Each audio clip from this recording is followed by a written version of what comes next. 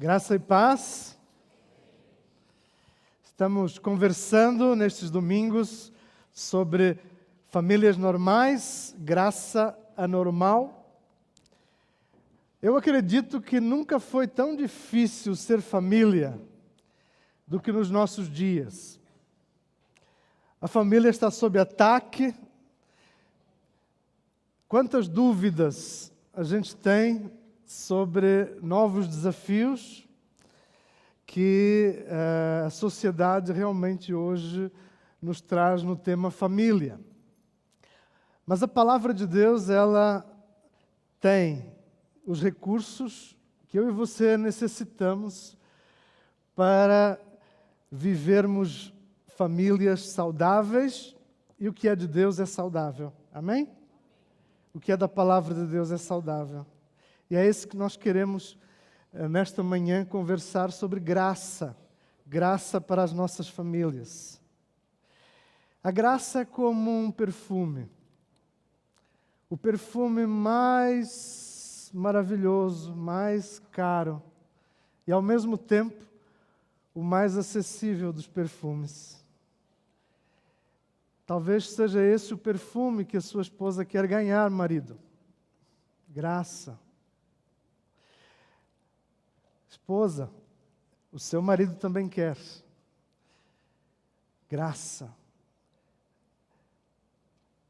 A graça de Deus, ela é esse presente, essa dádiva que faz toda a diferença quando nós lidamos com esses grandes desafios que temos hoje como pais, como casais, como irmãos, como amigos, como pessoas que estão relacionadas, quer queiramos, quer não, com o tema família. E há 3 mitos que eu gostaria de rapidamente descrever e que talvez nos toquem de alguma maneira. O primeiro mito do ser família é aquela família doriana. Lembram da família doriana?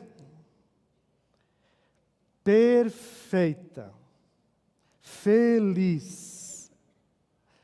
Essa família existe? Só na propaganda, né? A gente olha o Antigo Testamento e vê tantos personagens, homens, mulheres, alguns deles heróis da fé, pessoas que Deus usou poderosamente, mas as suas famílias têm mais a nos ensinar em como não fazer, às vezes, do que o que deve realmente acontecer na família. Mas por que Deus então permitiu que a sua palavra, que é sagrada, que é santa, tivesse tanta confusão? É porque Deus nos conhece, até mesmo como nós não nos conhecemos. Então, para Ele, nós somos como somos, e Ele nos ama assim, e nos aceita assim, como nós estamos, como nós somos. Famílias sem falhas, ou famílias extraordinárias, é um mito que talvez a gente tenha recebido boa parte disso na nossa própria criação, em que os nossos pais esperavam que nós fôssemos perfeitos, sem falhas. Eles se esforçavam para ser assim. Mesmo quem cresceu na igreja. Eu cresci numa igreja batista e muita coisa boa eu recebi ao longo dos anos da minha criação. Mas muita outra coisa não tinha realmente graça.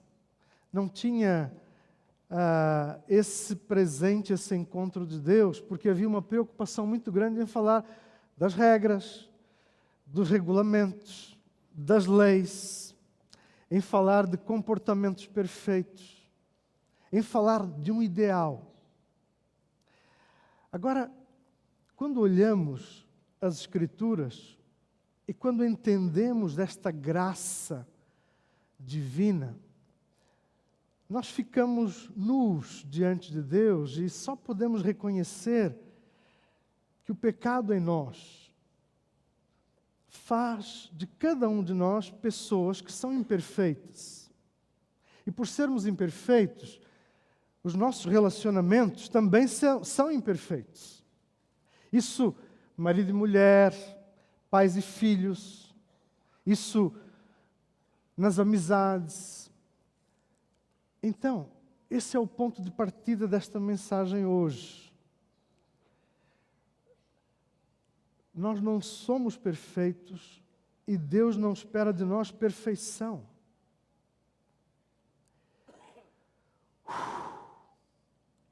Isso é libertador. Isso é libertador. Eu não tenho a capacidade de me transformar. Eu não tenho poder para ser outra pessoa. Eu não consigo melhorar nas coisas em que a Flávia, ela tem tanta dificuldade com o meu jeito. Agora, por ser imperfeito, eu sei que Deus tem o poder de transformar na minha vida aquilo que precisa ser diferente. E só Ele tem esse poder. Então a graça é esse encontro de cada um de nós, nus, conscientes da falência, das contradições que nós somos, imperfeitos que somos, com a perfeição de Deus, com as soluções de Deus, com o amor de Deus, com o perdão de Deus, que nos abraça,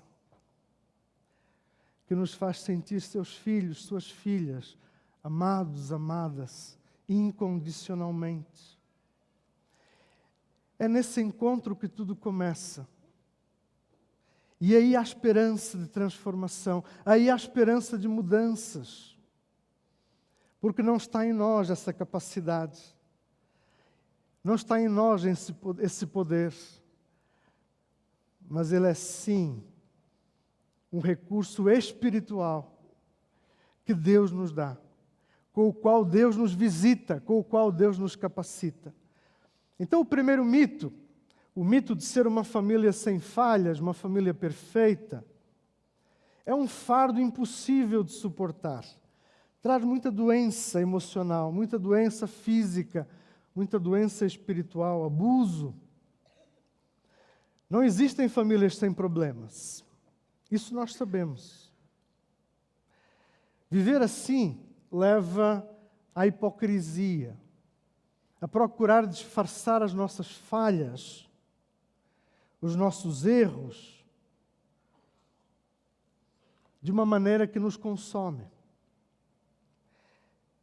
A frustração de não conseguirmos viver cumprindo todas as leis, todos os ideais, isso é pesado demais.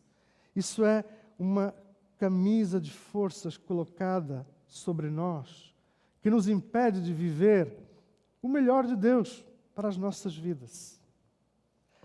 Nós que já fomos libertos da lei, parece que queremos nos agarrar a leis tão humanas, tão religiosas às vezes. E como isso nos faz adoecer. Então este é um mito que na família traz um preço muito alto. Os nossos filhos não precisam crescer como nós crescemos.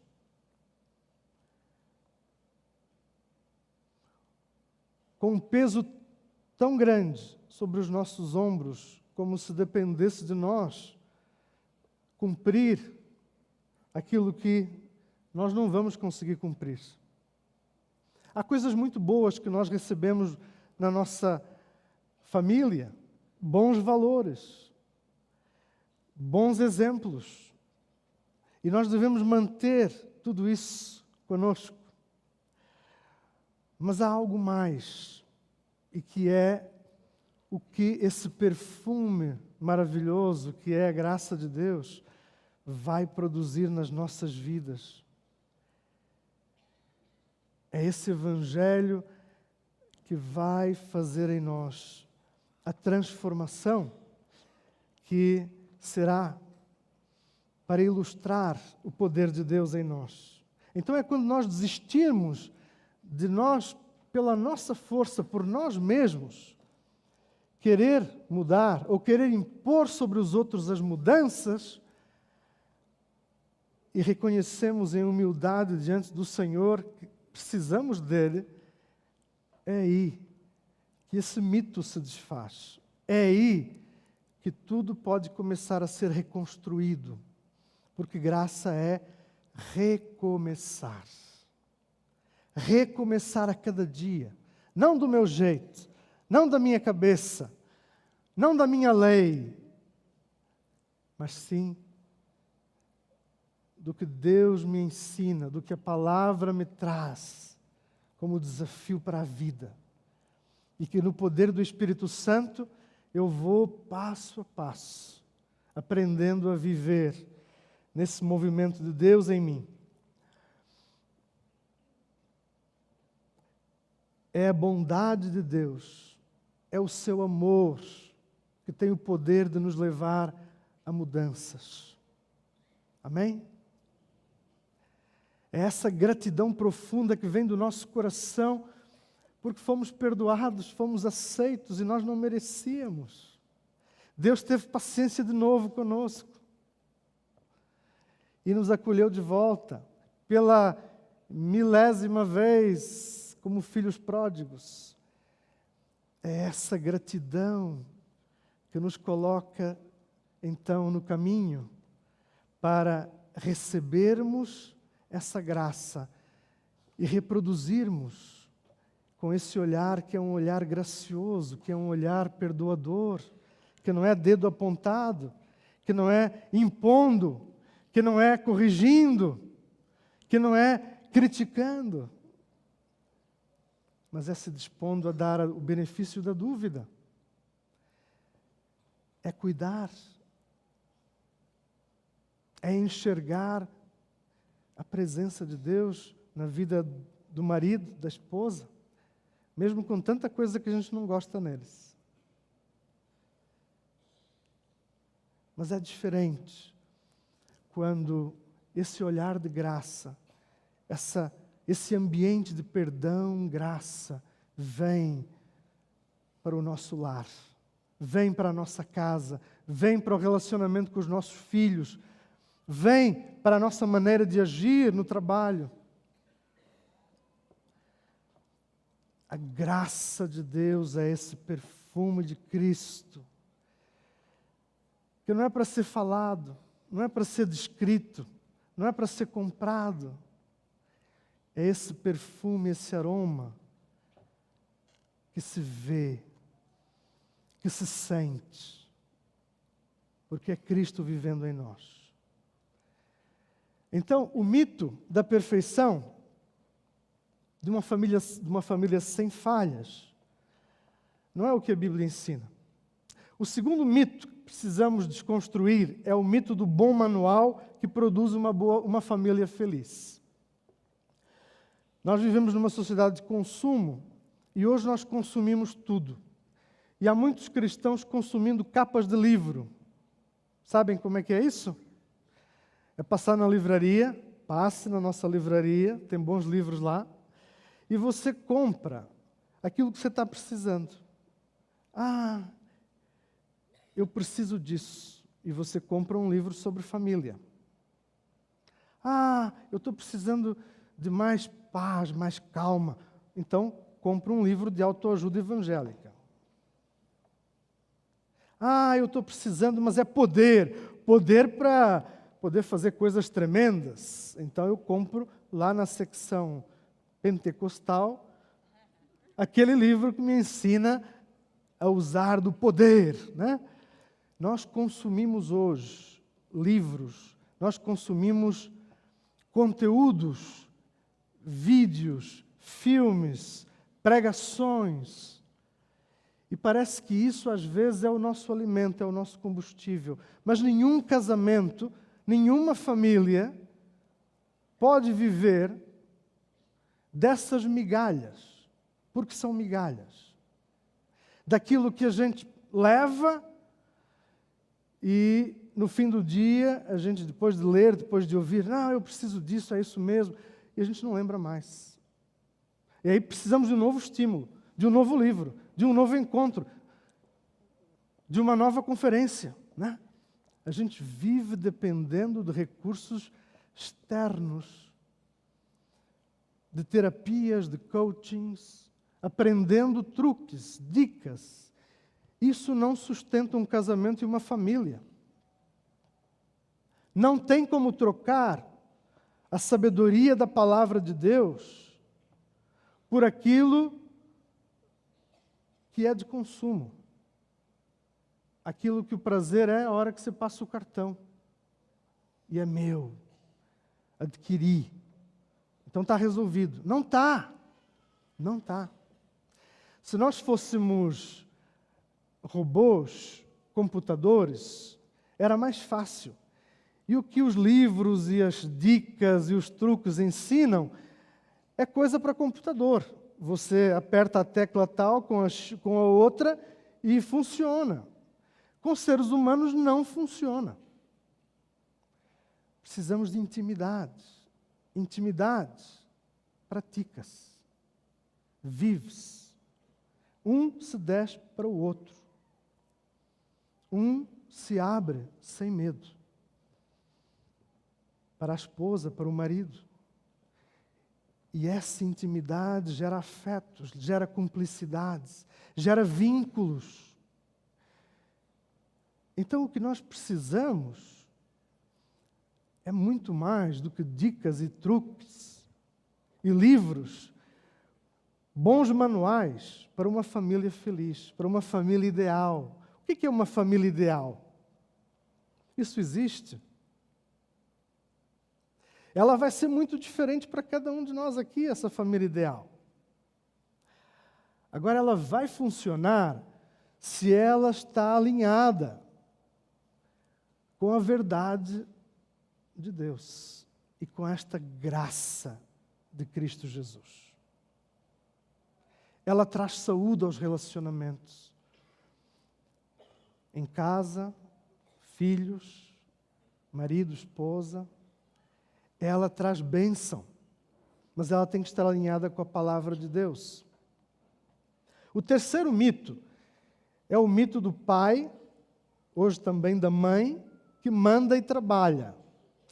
Aquela ideia de que o provedor, e hoje a provedora também, o seu negócio é garantir ao filho a melhor escola, a mais cara de São Paulo, o melhor plano de saúde, o melhor conforto, os melhores brinquedos, e só vai trocando o brinquedo, mudando as etapas da vida.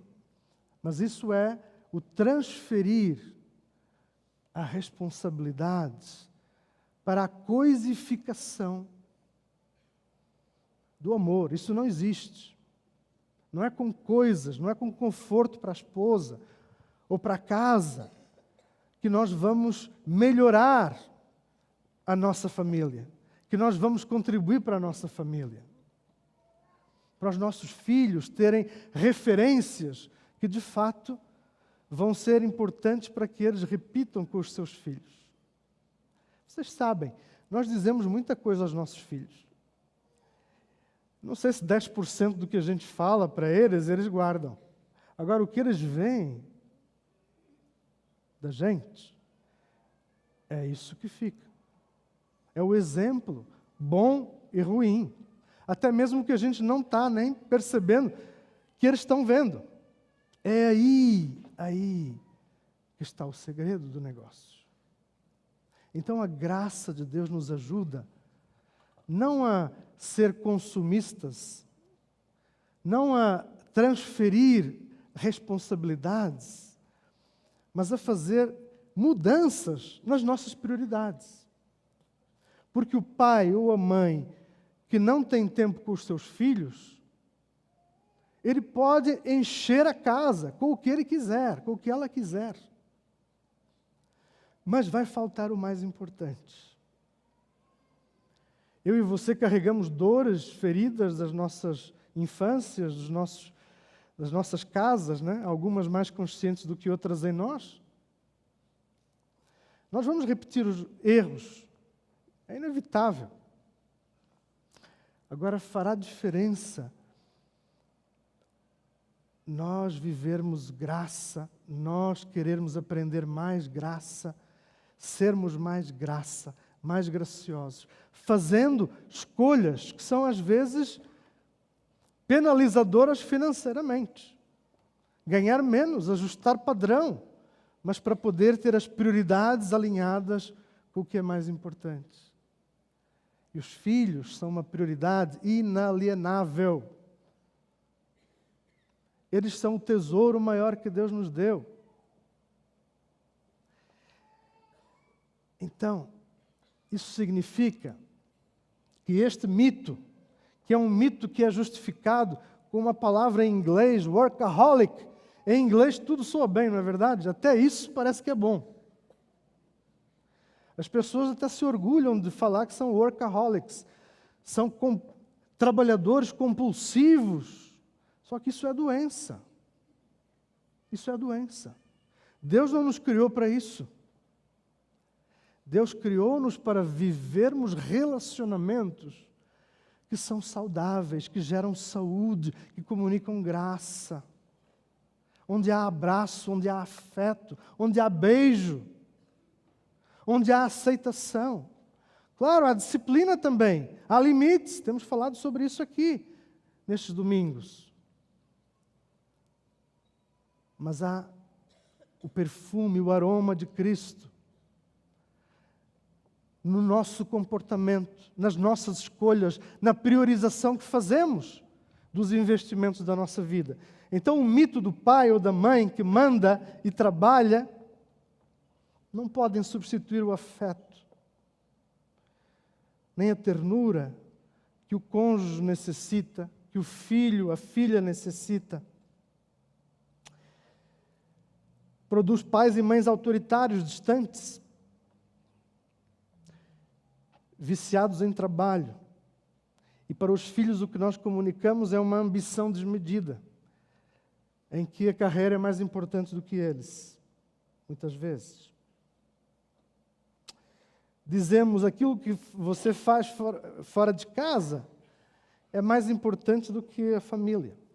É isso que dizemos na prática. Pais estressados comunicam que estão doentes e viciados em trabalho.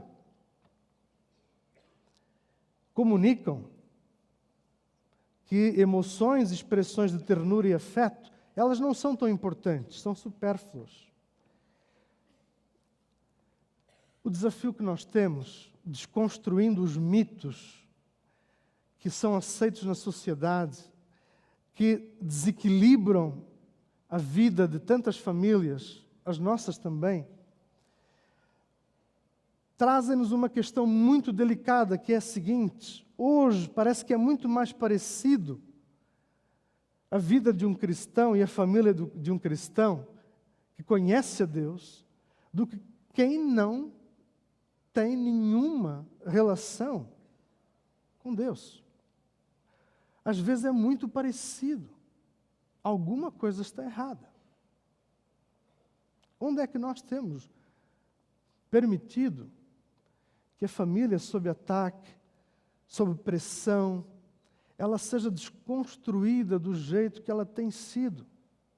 E a importância das boas coisas, das boas práticas, da graça presente nas mais diversas formas que geram relacionamentos saudáveis, elas de fato espelhem o que eu e você cremos, o que aprendemos, que é inegociável. E família é inegociável. É prioridade de Deus para as nossas vidas. Então, quantos mitos mais andam aí e são até simpáticos e agradáveis? Vamos aceitar isso? Vamos deixar que isso molde a nossa família? Há uma história na Bíblia, que é a segunda parte desta mensagem, que nos traz uma experiência das mais extraordinárias de Jesus, lá em Lucas capítulo 24. Você pode abrir comigo, Lucas capítulo 24. E nesta história, tal como nas dos personagens das Escrituras, o mais importante não é tanto as dicas e as receitas e os segredos, não é isso. É como a vida de Deus nos invade, como essa graça nos alcança e nos transforma. Então lá, na experiência desses dois discípulos, em Lucas 24, a gente vai encontrar algo muito importante neste tema que nós estamos falando, e que também já introduz esta segunda parte que envolve a ceia, que nós vamos celebrar juntos daqui a pouco. Lucas 24, eu leio a partir do verso 30, que diz assim: Quando estava à mesa com eles, tomou o pão, deu graças, partiu e deu a eles.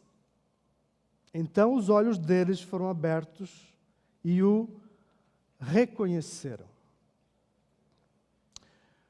O que aconteceu com estes dois discípulos foi esta experiência do partir do pão. Jesus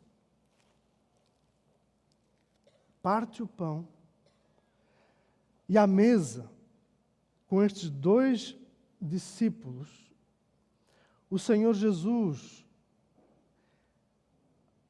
Ele toca as suas vidas, Ele se revela a eles. E esta graça, esta vida de Deus, ela passa por estes dois discípulos, abre os olhos deles. Eles que não enxergaram que era Jesus que estava caminhando com eles ali, naquela jornada para Emaús, os seus olhos se abrem. À mesa, com Jesus, nós aprendemos que o partir do pão é muito mais do que um cerimonial, um ritual. Ele é vida, vida comunicada. Ele é poder que transforma, que liberta, que cura, que restaura. É graça, graça que acolhe, graça que dá significado, que dá identidade. Jesus parte o pão, dá graças, e eles reconhecem que é o Senhor Jesus. Quantas vezes eu e você somos surpreendidos pela presença de Deus, e tal como estes dois discípulos, nós não enxergamos que é Jesus. Os olhos da fé, os nossos olhos, eles precisam enxergar espiritualmente as dinâmicas na nossa vida, as ameaças à nossa família, ao nosso casamento, à vida dos nossos filhos. E somos ingênuos quando nós achamos que é tudo coincidência. Não. O inimigo trabalha de todas as formas para destruir a minha e a sua família, o meu e o seu casamento. Agora, esta resposta que a mesa, que o partir do pão representam, Jesus, que é o pão da vida, que mata a fome para sempre, é Ele que tem o poder de transformar os nossos casamentos, as nossas famílias, os nossos filhos. Este nosso coração tão duro, tão orgulhoso, tão cheio de si, só este encontro com Jesus pode fazer isso. Este encontro com a graça de Deus. Eles caminhavam numa distância de 11 quilômetros para a cidade de Emaús. Eles voltavam de Jerusalém, que era o lugar onde a igreja estava reunida, os apóstolos estavam reunidos. O Senhor Jesus havia sido pregado numa cruz estava morto.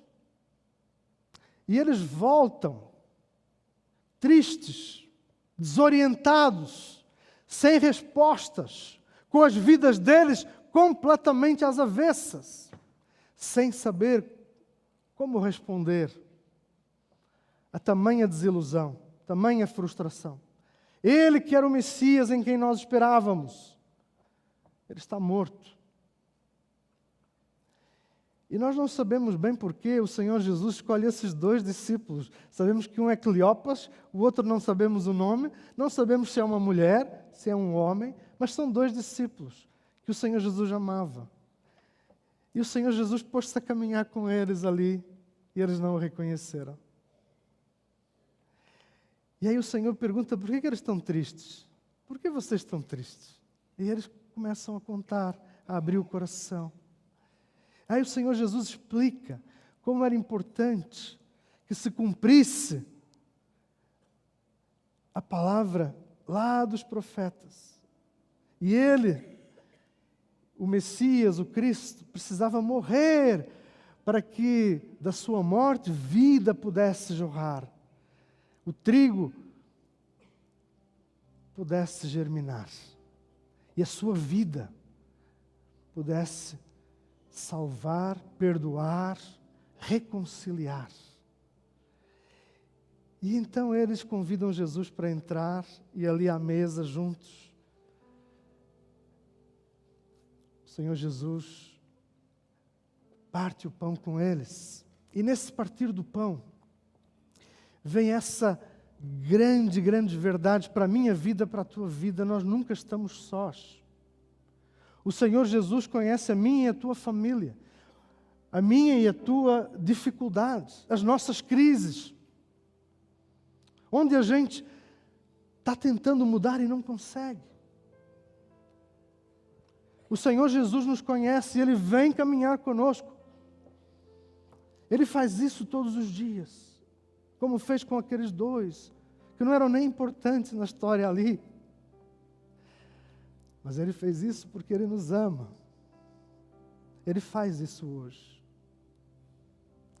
Quando Jesus nos encontra, a gente pode rejeitá-lo. A gente pode seguir a mesma vida que a gente está querendo viver. Ou a gente se abre e convida-o para entrar. Convida-o a partir o pão. E aí o céu desce. Aí os milagres acontecem. Aí a graça de Deus nos cura. O perdão incondicional de Deus nos acha.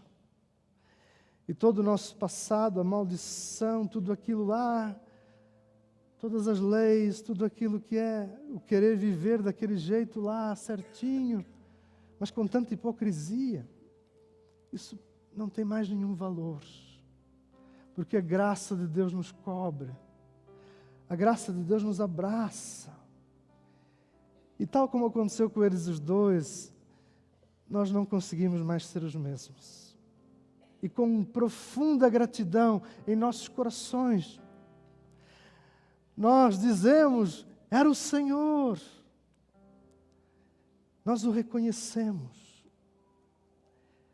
E aí, a gente muda o rumo. E não vamos mais para Emaús, não. Voltamos lá para Jerusalém. Voltamos à comunhão da igreja, do corpo. Voltamos para estar com o povo de Deus. Porque é aí que Deus ministra. Graça, relacionamentos, comunhão, transformação. Vida, vida de Deus. Vida de Deus sobre nós como um bálsamo, como um perfume, como uma flor que germina e dá lindos sinais da beleza de Deus. Isso tudo sem esforço, porque não sou eu, não é você que temos esse poder de fazer isso acontecer.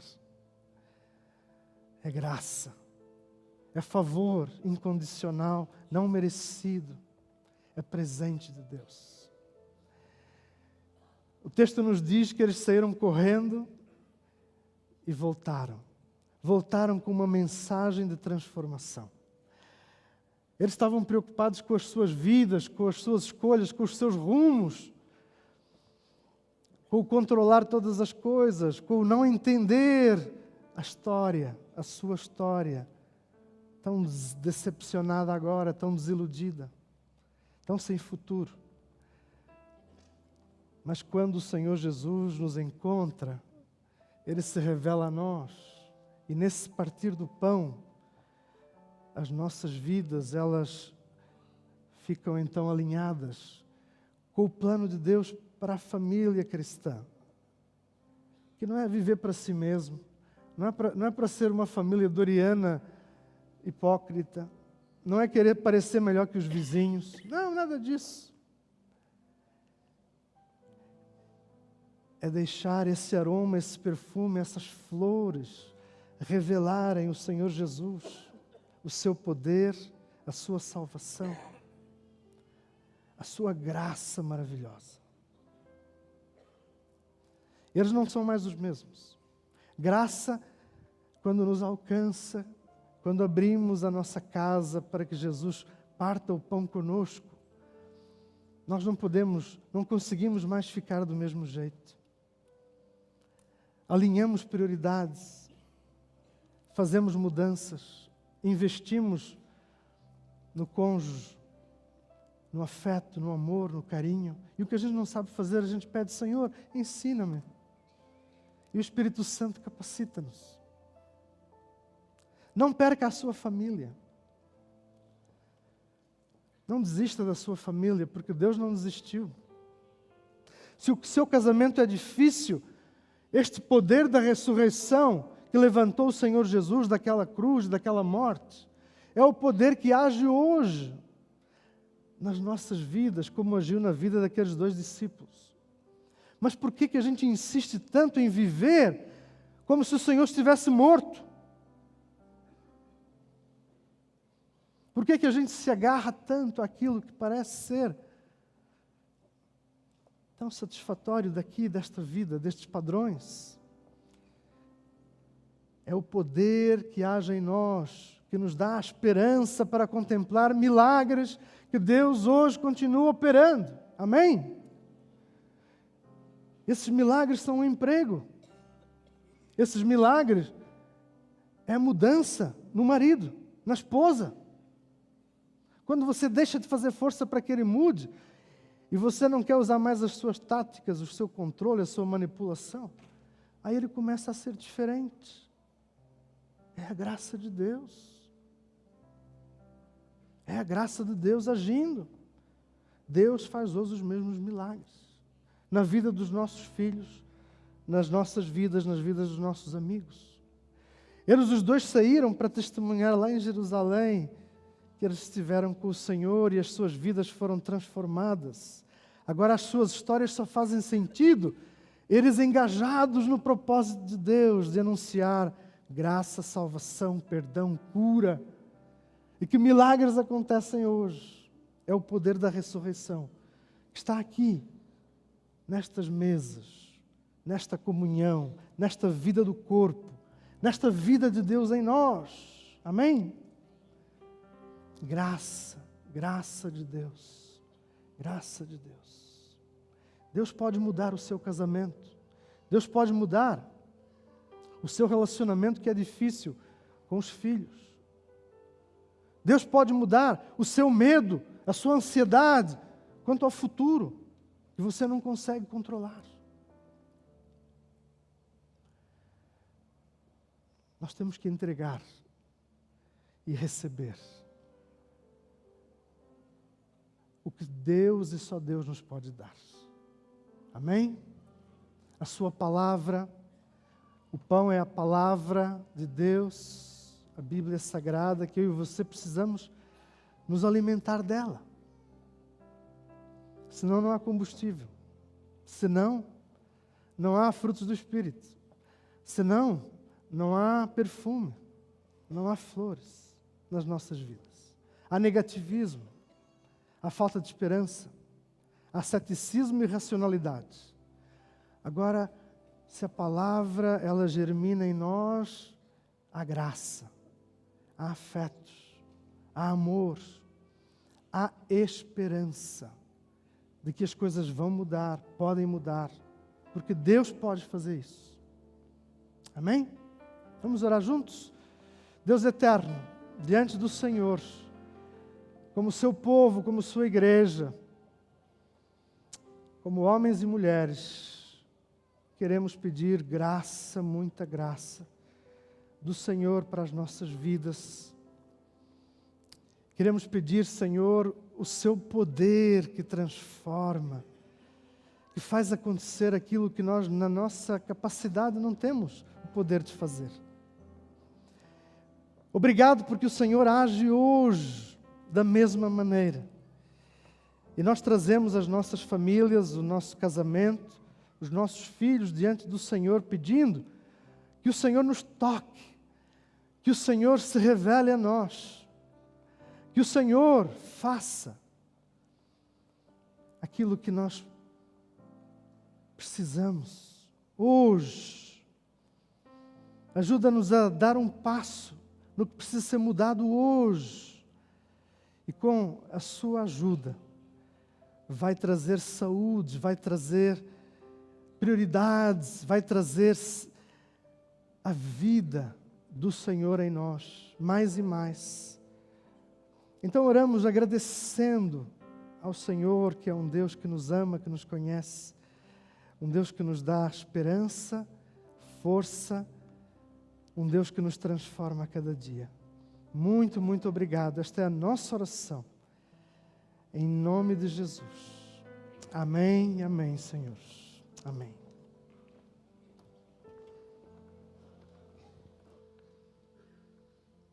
Vamos celebrar a ceia do Senhor. Vamos lembrar que na última Páscoa do Senhor Jesus aqui com seus discípulos, Ele fez questão de celebrar com boa comida, mas em determinado momento Ele toma o pão e divide com os seus discípulos. Então quero convidar você que em algum momento da sua vida você tomou a decisão de sentar na garupa do Senhor Jesus e deixar Ele guiar a sua vida. Que você então participe desse momento. Talvez você desceu da garupa já há um tempo. Hoje é tempo de voltar. Hoje é tempo de perdão, de confessar os nossos pecados. Hoje não é tempo de pensar nos nossos erros e nas nossas imperfeições. Eles aconteceram por causa do pecado do nosso coração. Hoje é dia de voltarmos ao Senhor Jesus e entregar a Ele e dizer: perdão, Deus, perdão. Então receba o pão. Eu olho para a cruz, para a cruz eu vou, se eu sofrer participar, da sua obra vou cantar. Meu Salvador na cruz mostrou o amor do Pai, o justo Deus.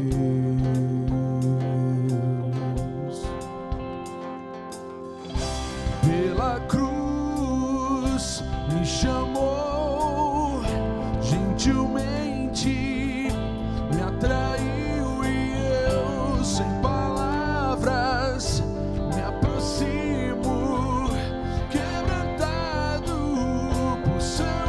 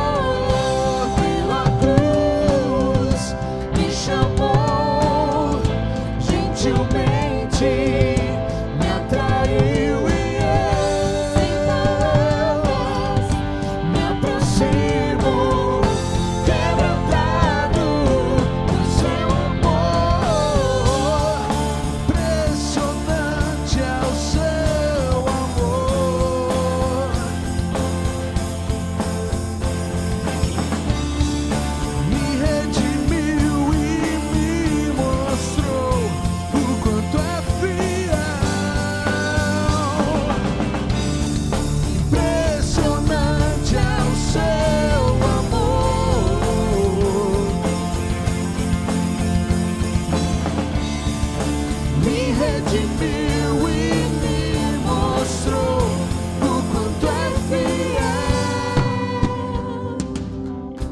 Pela cruz me chamou.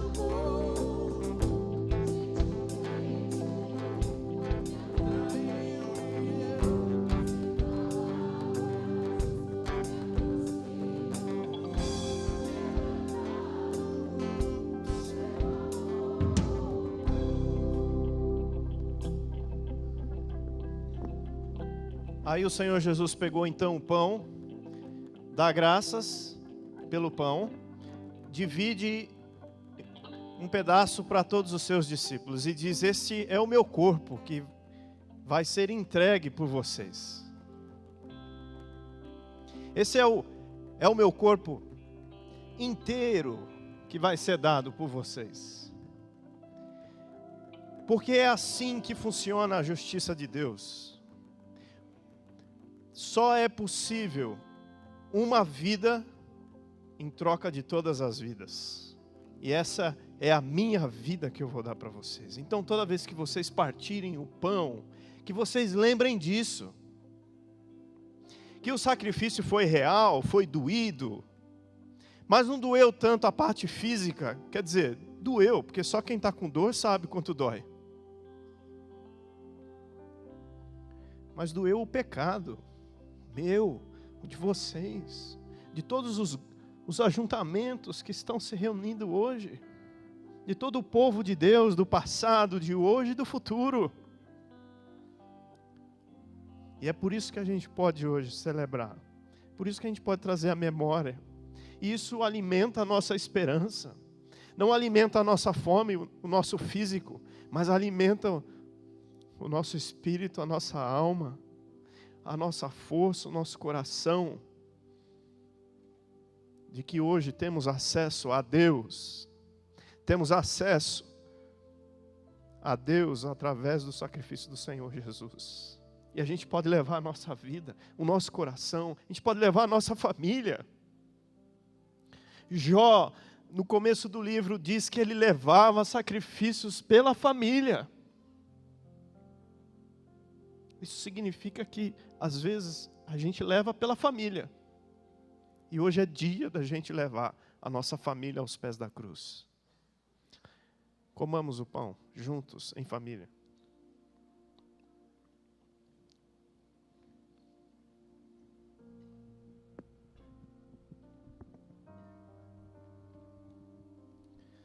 Senhor Deus, queremos como família, corpo,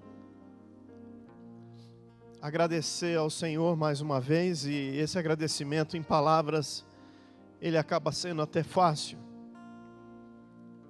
mas queremos que a nossa vida mostre o quanto somos gratos pelo seu amor, através do sacrifício do Senhor Jesus naquela cruz.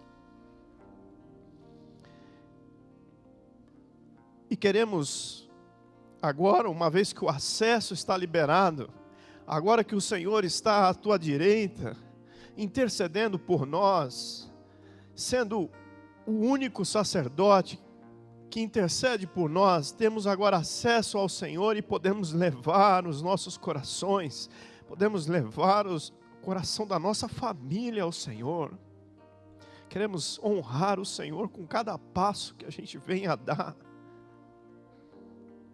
Obrigado, Deus, obrigado. Pedimos que o Senhor nos abrace nessa manhã, que saiamos daqui abraçados pelo Senhor, pois fazemos parte da sua família, ou queremos fazer parte da tua família. Obrigado, Deus. Obrigado pela esperança que o Senhor planta através do teu Espírito em nós. E por isso podemos dizer que em nome do Senhor Jesus somos gratos. Amém, amém e amém.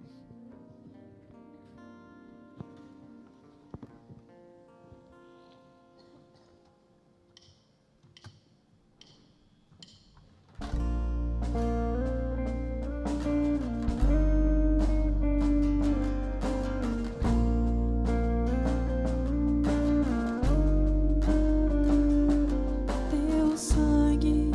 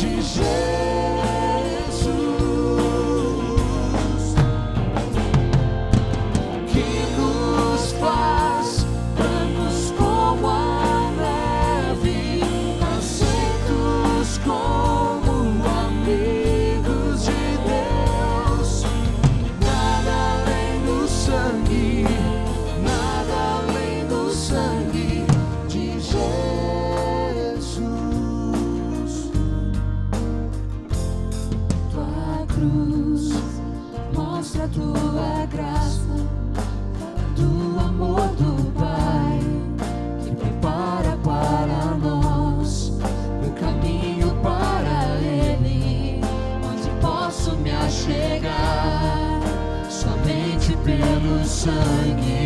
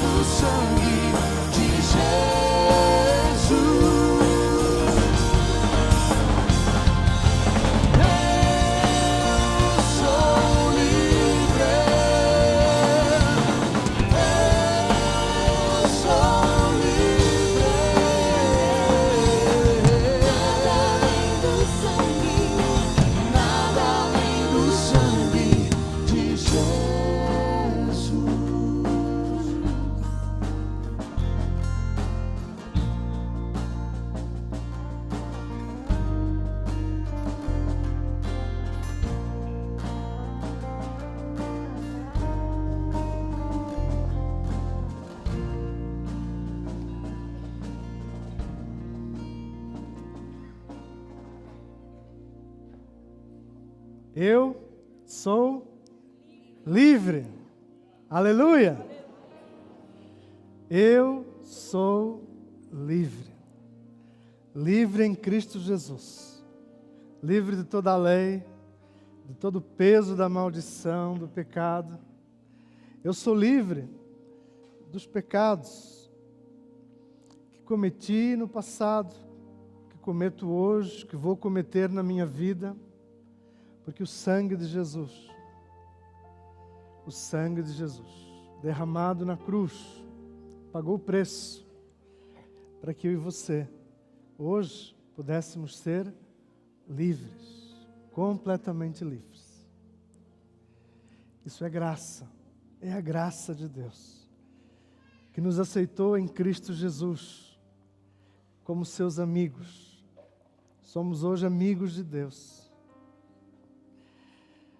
Não desista da mesa do encontro com o Senhor Jesus. Lá em casa, que a sua mesa, as refeições, continua a ser um ambiente de amor, de perdão e graça.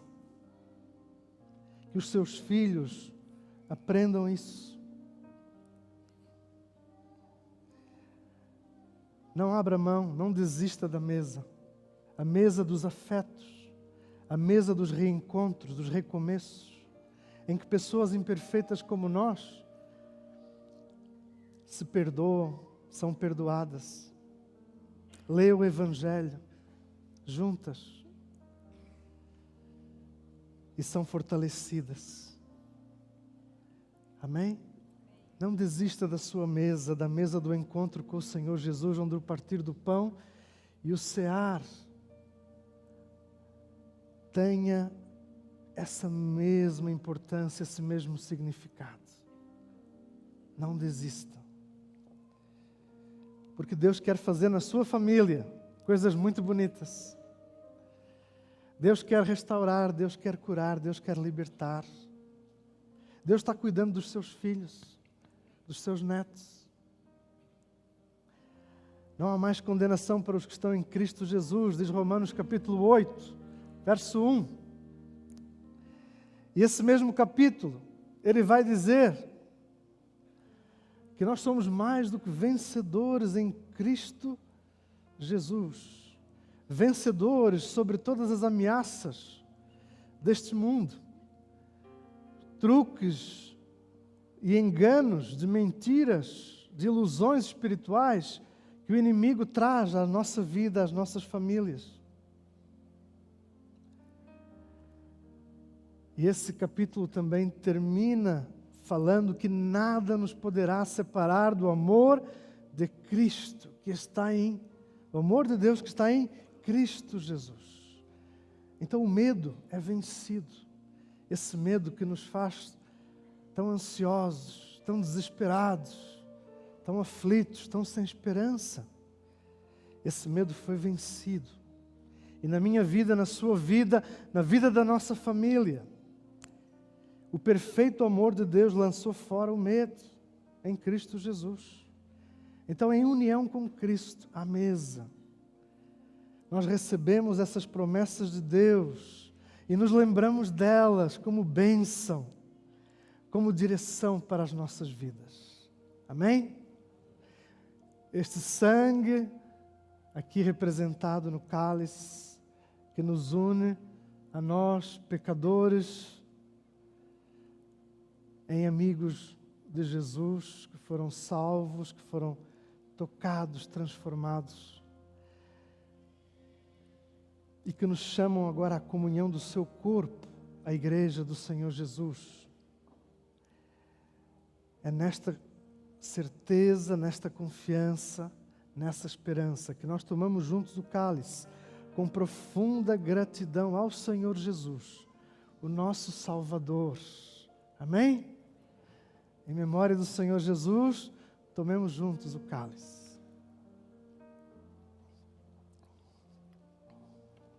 Vamos ficar de pé e orar. Que a graça do nosso Senhor e Salvador Jesus Cristo,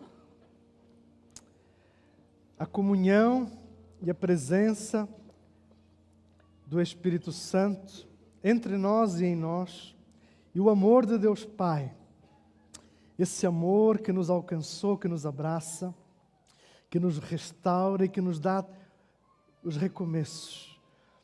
Nós oramos juntos e dizemos: eu sou livre em Cristo Jesus. Amém? E amém. Um excelente domingo. Que Deus vos abençoe.